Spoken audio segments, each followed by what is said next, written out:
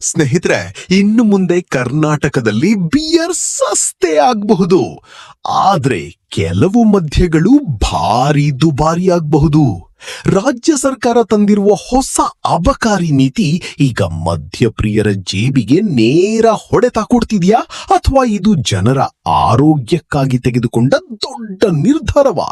ಇವತ್ತಿನ ವಿಡಿಯೋದಲ್ಲಿ ಸಂಪೂರ್ಣ ವಿವರ ನೋಡೋಣ. ಕೊನೆಯವರೆಗೂ ನೋಡಿ. ನಮಸ್ಕಾರ ಸ್ನೇಹಿತರೆ, ನೀವು ನೋಡ್ತಿರೋದು ಇನ್ಫೋಟೆಕ್ ವಾಯ್ಸ್ ಕನ್ನಡ.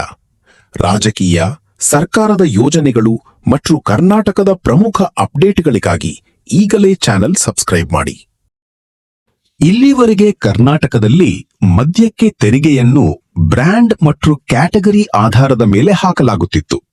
ಆದರೆ ಈಗ ಸರ್ಕಾರ ಹೊಸ ಆಲ್ಕೋಹಾಲ್ ಇನ್ ಬೆವರೇಜ್ ಅಂದ್ರೆ AIB ಸಿಸ್ಟಮ್ ತರಲು ಪ್ಲಾನ್ ಮಾಡಿದೆ. ಅಂದ್ರೆ ಸರಳವಾಗಿ ಹೇಳೋದಾದ್ರೆ, ಮದ್ಯದಲ್ಲಿ ಎಷ್ಟು ಆಲ್ಕೋಹಾಲ್ ಅಂಶ ಇದೆಯೋ ಅದರ ಮೇಲೆ ತೆರಿಗೆಯನ್ನು ಲೆಕ್ಕ ಹಾಕಲಾಗುತ್ತದೆ. ಹೆಚ್ಚು ಆಲ್ಕೋಹಾಲ್ ಇದ್ದರೆ ಹೆಚ್ಚು ಟ್ಯಾಕ್ಸ್, ಕಡಿಮೆ ಆಲ್ಕೋಹಾಲ್ ಇದ್ದರೆ ಕಡಿಮೆ ಟ್ಯಾಕ್ಸ್. ಈ ಹೊಸ ನೀತಿಯ ಮೂಲಕ ಸರ್ಕಾರ ಹೇಳ್ತಿರೋದೇನೆಂದ್ರೆ, ಜನರು ಹೆಚ್ಚು ಕಿಕ್ ಕೊಡುವ ಹಾರ್ಡ್ ಡ್ರಿಂಕ್ಸ್ ಬಿಟ್ಟು ಕಡಿಮೆ ಆಲ್ಕೋಹಾಲ್ ಇರುವ ಡ್ರಿಂಕ್ಸ್ ಬಳಸಲಿ, ಇದರಿಂದ ಆರೋಗ್ಯದ ಹಾನಿ ಕಡಿಮೆಯಾಗಲಿ ಅಂತ. ಈ ಹೊಸ ನೀತಿಯಿಂದ ಮುಖ್ಯವಾಗಿ ಬೀರ್ ಕುಡಿಯುವವರಿಗೆ ಸ್ವಲ್ಪ ಲಾಭ ಆಗಬಹುದು ಅಂತ ಹೇಳಲಾಗ್ತಿದೆ. ಯಾಕಂದ್ರೆ ಸಾಮಾನ್ಯ ಮೈಲ್ಡ್ ಬಿಯರ್ನಲ್ಲಿ ಆಲ್ಕೋಹಾಲ್ ಪ್ರಮಾಣ ತುಂಬಾ ಕಡಿಮೆ ಇರುತ್ತದೆ. ಹೀಗಾಗಿ ಕೆಲವು ಪ್ರಮುಖ ಬೀರ್ ಬ್ರ್ಯಾಂಡ್ಗಳ ಬೆಲೆ ಇಳಿಕೆಯಾಗುವ ಸಾಧ್ಯತೆ ಇದೆ. ಅದರಲ್ಲೂ ಲಾಗರ್ ಬಿಯರ್, ಮೈಲ್ಡ್ ಬಿಯರ್ ಇವುಗಳ ಮೇಲೆ ತೆರಿಗೆ ಕಡಿಮೆಯಾಗಬಹುದು. ಇದರಿಂದ ಬೀರ್ ಕಂಪನಿಗಳಿಗೆ ದೊಡ್ಡ ಲಾಭ ಆಗುತ್ತೆ.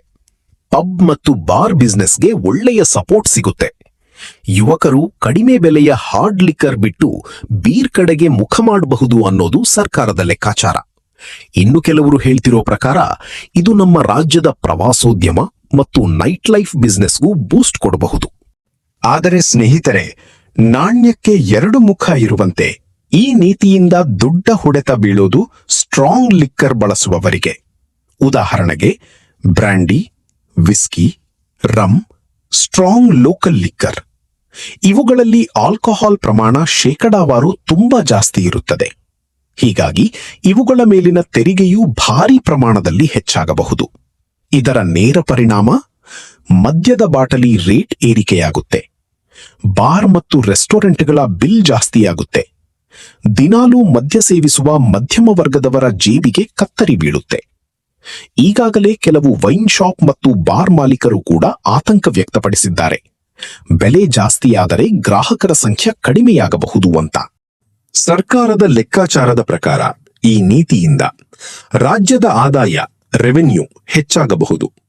ಹೆಚ್ಚು ಕಿಕ್ ಕೊಡುವ ಮದ್ಯದ ಬಳಕೆ ಕಡಿಮೆಯಾಗಿ ಹೆಲ್ತ್ ರಿಸ್ಕ್ ಕಂಟ್ರೋಲ್ಗೆ ಬರಬಹುದು. ಆದರೆ ವಿರೋಧ ಪಕ್ಷಗಳು ಮತ್ತು ಸಾರ್ವಜನಿಕರು ಬೇರೆಯದೇ ಪ್ರಶ್ನೆ ಕೇಳ್ತಿದ್ದಾರೆ. ನಿಜವಾಗಿಯೂ ಆರೋಗ್ಯದ ಕಾಳಜಿ ಇದ್ರೆ ಸರ್ಕಾರ ಮದ್ಯ ಮಾರಾಟವನ್ನೇ ಕಡಿಮೆ ಮಾಡಬೇಕಲ್ವಾ? ಆದಾಯಕ್ಕಾಗಿ ಬೆಲೆ ಏರಿಸುವುದು ಎಷ್ಟು ಸರಿ ಅಂತ ಸಾಮಾಜಿಕ ಜಾಲತಾಣದಲ್ಲೂ ಮಿಶ್ರ ಪ್ರತಿಕ್ರಿಯೆ ವ್ಯಕ್ತವಾಗ್ತಿದೆ. ಬೀರ್ ಬೆಲೆ ಕಮ್ಮಿಯಾದರೆ ಯುವಕರು ಅದಕ್ಕೆ ಹೆಚ್ಚು ಅಡಿಕ್ಟ್ ಆಗಬಹುದು ಅನ್ನೋ ಆತಂಕವೂ ಕೆಲವರಲ್ಲಿದೆ. ಹಾಗಾದರೆ ಸ್ನೇಹಿತರೆ, ಸರ್ಕಾರದ ಈ ಹೊಸ ಮದ್ಯದ ನೀತಿ AIB ಸಿಸ್ಟಮ್ ನಿಮಗೆ ಹೇಗನಿಸುತ್ತೆ? ಎ, ಇದು ಜನರ ಆರೋಗ್ಯದ ದೃಷ್ಟಿಯಿಂದ ಒಳ್ಳೆಯದಾ? ಬಿ, ಅಥವಾ ಸರ್ಕಾರದ ಆದಾಯ ಹೆಚ್ಚಿಸಿಕೊಳ್ಳೋ ಪ್ಲಾನ? ನಿಮ್ಮ ಅನಿಸಿಕೆಯನ್ನು ತಪ್ಪದೇ ಕೆಳಗೆ ಕಾಮೆಂಟ್ ಮಾಡಿ ತಿಳಿಸಿ. ಇಂತಹ ಕರ್ನಾಟಕದ ಪ್ರಮುಖ ಮತ್ತು ನಿಖರವಾದ ಅಪ್ಡೇಟ್ಗಳಿಗಾಗಿ ಈಗಲೇ ಇನ್ಫೋಟೆಕ್ ವಾಯ್ಸ್ ಕನ್ನಡ ಚಾನೆಲ್ಗೆ ಸಬ್ಸ್ಕ್ರೈಬ್ ಮಾಡಿ, ವಿಡಿಯೋಗೆ ಒಂದು ಲೈಕ್ ಕೊಟ್ಟು ನಿಮ್ಮ ಸ್ನೇಹಿತರೊಂದಿಗೆ ಶೇರ್ ಮಾಡಿ. ಧನ್ಯವಾದಗಳು.